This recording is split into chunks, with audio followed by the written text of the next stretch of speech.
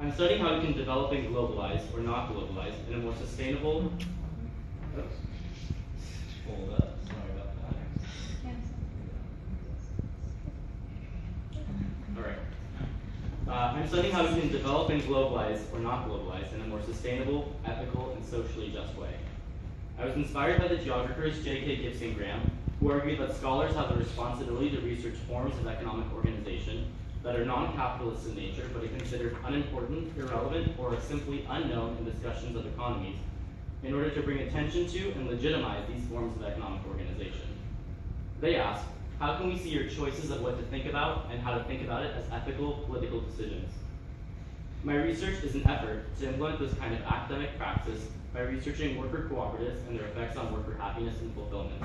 In doing so, I hope to bring attention to the cooperative movement and generate a discussion of its merits and faults, and ultimately, to question dominant or normative ways of organizing labor. With these broader themes in mind, I would like to begin by providing a few research questions that guided my work this summer.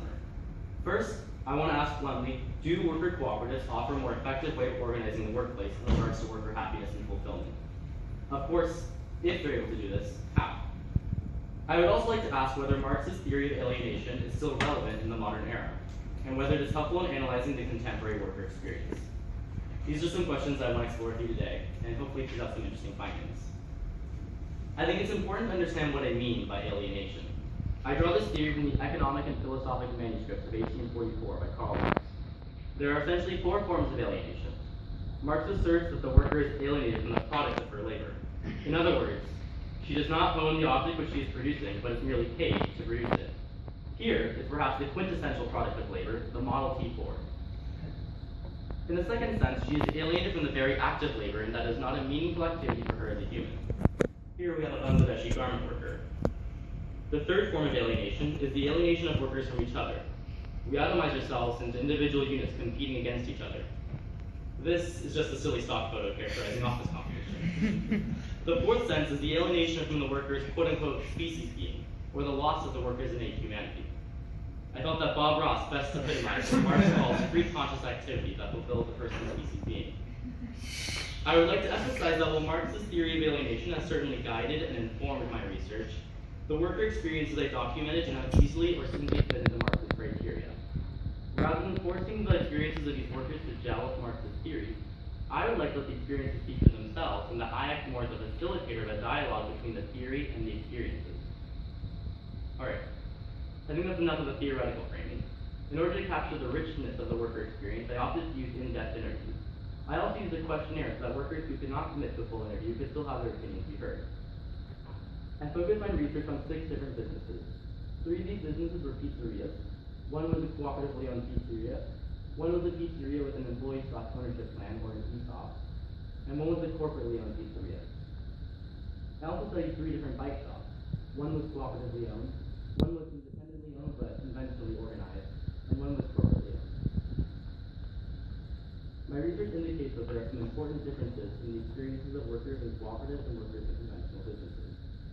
Workers in cooperatives generally appear to be prouder of the work they do and the products they sell, and happier that they work for a business that supports the local community. As this worker owner puts it, when I wake up in the morning, I feel like I can look myself in the mirror. Workers in conventional businesses tend to want more input in workplace decisions, especially in regards to community involvement in the overall business mission. I'm going to discuss 3 important themes in my research: the relation of the worker to her job, the role of the community in the worker experience, and the importance of structure and input in worker satisfaction. Most workers in my study express pride in the actual labor they perform, while pride in the job itself varies. I discovered that pride in the job well done is a common experience for all the workers in this study. They love closing the business with perfect balance in the register, fixing a customer complaint graciously and instantly, and delivering a good product to their customers. What's interesting is that despite this, participants in the conventional businesses often dislike the tasks they have to perform, or feel like they have to go on autopilot in order to accomplish them. A worker in a non-cooperative state, I don't remember any of the times in my work. My brain just turned off. These same workers also agree that they work their jobs because of the money they provide. When I ask if their job is meaningful to them, every worker from a non-cooperative business answers that their job is meaningful because of the paycheck they receive. Given a choice, most of these workers would not choose to stay in their current job. In contrast, workers in cooperatives not only enjoy also proud of the job they have. For them, being a worker owner is much more than just a job. As this worker owner puts it, I've made more money on my other job, but I feel good about this at the end of the day. I would also like to point out a curious phenomenon that emerged from my research. One of my interview questions was, do you feel like your job defines who you are? Not a single participant answered affirmatively. Many of the workers felt that their friends and family saw their job as defining them, and many recognized that their job makes it a large part of their life. But they never agreed to define them. They often pointed out other important aspects of their lives, such as gardening or writing, that they felt were more indicative of what actually defined them. Workers in bicycle businesses noted that the cycling community is a huge part of their lives, but the action of shop is only a part of that larger community. The community, in fact, plays an important role in several community work experiences. This is one of the more interesting findings from my research.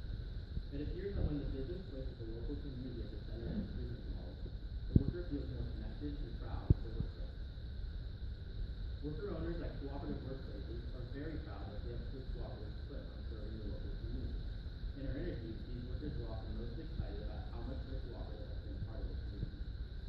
They love that their business gets to be a vertical institution of sorts, and that they get to see customers continue moving them back over the years. Worker owners consider the community to be one of the integral components of the cooperative model. A quote from a worker owner: "I think that the issue of community is critical to the development of a cooperative." In the case of conventional businesses, it was overwhelmingly expressed that more local, community-driven business decisions would make the workers happier, especially in the bicycle industry. When I asked how they remembered this differently, workers in conventional businesses often wish that they could see their business care more about the community than about profit. This worker expresses that it's ultimately a money-making thing, and I hate that. Several participants are dissatisfied with the scale of their businesses and the top-down hierarchical decision-making structure that is often too far removed from the local customer base. It begins to feel too chain-like or like a Walmart. I would now like to turn our attention to the role of workplace structure and worker input and worker satisfaction. By workplace structure, I mean schedules, evaluations, and other forms of accountability. These are both important to understanding the worker experience. I have found that workers in cooperative workplaces tend to want more and better structure, but are satisfied with the amount of input they have. Whereas workers in conventional businesses are often satisfied with the amount and quality of the structure, but want more input in business decisions. I believe that the tendency for worker owners to desire more and better structure in their workplace stems from the recent expansion of their businesses. In the past, the cooperatives were smaller and more anarchistic in nature, allowing for an unstructured workplace. With more members and a highly successful business, the cooperatives are realizing the need to either codify unspoken workplace rules or update the sunk bylaws. A worker owner expresses frustration when he says, "We are still dealing with all of our old rules and regulations. It's outdated and needs to be rewritten." However, the cooperative workplace structure allows for maximal worker input in business decisions. Instead of complaining about the responsibility of running a business, worker owners more often discuss their concerns about members not voicing enough of their opinions. Workers in non-cooperative businesses seem to be satisfied with the amount of structure in their workplaces. Several agreed that, quote-unquote, being told what to do and having someone to go to makes the workplace less stressful and easier to just do the job. However, these same workers are not entirely satisfied with the amount of input they have. They often wish the business became run differently, or is more focused on customers than on profit. They feel that the top of the business doesn't always know what's important or best for the base of the business at the local level. There is often a disconnect between business decisions made at the top and what the employee feels best. This employee states, "I can make a suggestion, but it's probably not going to be heard." The exception to this was the ESOP pizzeria, where there are in fact mechanisms in place that allow for some employee input, and this seemed to garner the respect and satisfaction of its employees. I would now like to end my presentation by returning to Marx's theory of alienation, and by offering some insights on how my research may now inform or guide the theory. It is important to point out that while Marx looks at the worker in the capitalist system, I am looking at the worker in her own variegated experiences. One important result of this difference in methodological approaches is that the workers I interviewed rejected Marx's conception of labor as the defining principle of humans.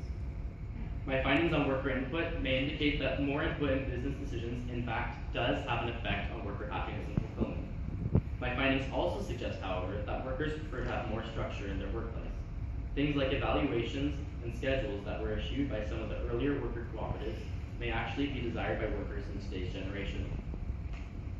These workers have also emphasized the importance of community-focused businesses, and Marx's theory would be improved if the role of the community was taken into consideration. Lastly, I'd like to say thank you to Sean Burns, Crystal Strong, Dave Carroll, and Dave Carroll. Thank you.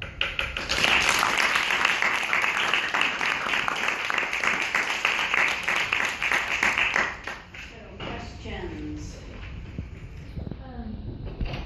How much do you think that worker satisfaction might have been impacted by the fact that there was a variance in the type of people that were working at a, not quite on the type, but like the amount of time that people were planning on working for a co-op pizzeria, for example, as compared to a more corporate pizzeria? Like those, like the amount of time that people are willing to engage in maybe a cooperative pizzeria would probably be more time and is also required to have more time. Right. So like worker satisfaction in that job, but it's not necessarily a job that they're planning on like staying with for a long period of time. How much do you think that was an influence in the Right. So that's definitely an interesting question. Definitely adds a more nuanced factor to my research. Workers at cooperatives tend to have a lot more buy-in at the cooperative because they have to go through a vetting process of actually becoming a member. And I'm sure that certainly has an influence. A lot of the workers I interviewed that did not work at a cooperative tended to have aspirations to other jobs. But is that an indication of the person or the job itself? I don't know. In some senses it could be that they've always wanted to not work at a pizzeria, but on the other hand it could be the pizzeria place sucks and they don't want to work there, so they want to do something else. I'm not sure exactly. Let me see if there's, you have a follow-up here? Yeah, kind of. Have you thought about trying to bring in cooperatives that maybe are for positions that people are planning on staying in long term for both situations? Like a cooperative, I feel like there'd be like a cooperative like there's cooperative tech firms and stuff like that. To maybe add a little bit of stuff like so you could answer this question. Well, I don't know about what cooperative tech firms exactly, but Just any kind of cooperative that people might be planning on staying in long term for both. Oh, well, the people that worked with these cooperatives were very long term. Some of them worked there for like 14, 15 years. No, but I mean for the cooperative industry and the corporate. Do you see what I'm saying? So that like in both the corporate example and the cooperative example, the workers are planning on being there for a long period of time. Oh yeah, I see what you're saying. Yeah, I mean, unfortunately, my research was subject to the participants. I didn't get as many interviews as I wanted, and I certainly didn't get the breadth that I would have liked in terms of who I was interviewing. A lot of the participants at non-cooperatives were younger, which might explain why they weren't exactly planning on staying in a non-cooperative business. And yeah, so that's definitely something I would love to have, and I would love to interview workers who had been at one of the non-cooperative businesses for a long time. That would certainly be very interesting. Part of the nature of non-cooperative businesses often is having young workers that have high turnover rates. So you work, in college for a long time at XYZ business, and you leave after 4 years and hire someone else. Quick question, where were these businesses located? What city or area? Oakland and Berkeley.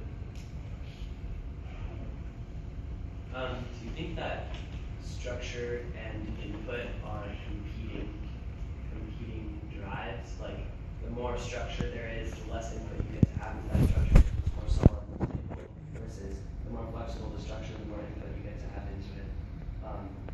So is there a balance that you're looking for? Did you find something for you? Right. So I was thinking about that, and I didn't sense that there was necessarily a tension between the two. I just thought it did seem to be interesting that in the cooperatives versus the non-cooperatives, there seemed to be an inverse relationship between them. But I feel like there's not a tension. I think you can definitely get a lot of input with good structure. For example, evaluations are something that are being considered right now by the cooperatives as such. And I think evaluations are both a good form of accountability and structure, but also a really good form of input, worker input. And especially in a horizontal workplace structure like a cooperative, evaluations will allow for I don't know where I was going with that. Sorry, I lost my train of thought.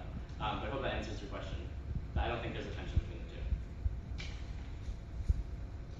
Do you think that focusing on service sector like pizzerias or bicycle stores can be a bias? And I mean, if you had made the research focusing on industry workers with less contact with customers, could have made different results.